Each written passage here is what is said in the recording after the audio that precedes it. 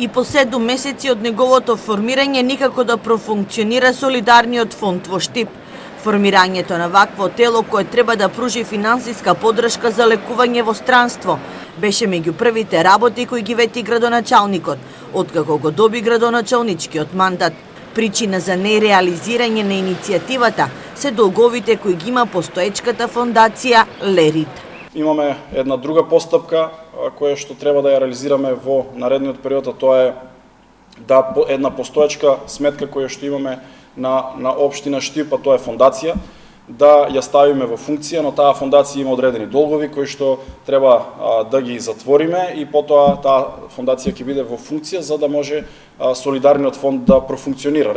Засега од општината без информација колкав е долгот што го оставил претходното раководство, но за формирање на нова фондација општината нема пари.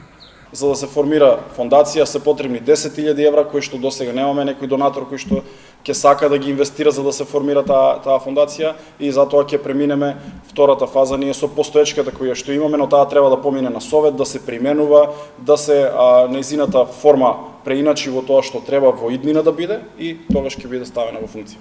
Новинари, советници, представници на невладиниот сектор се дел од управниот одбор на Солидарниот фонд. Според статутот, средствата кои ќе се собираат ќе бидат донирани на лица, без разлика на возраста на кој им е потребна итна операција во странство и не се покриени од фондот за здравствено осигурување.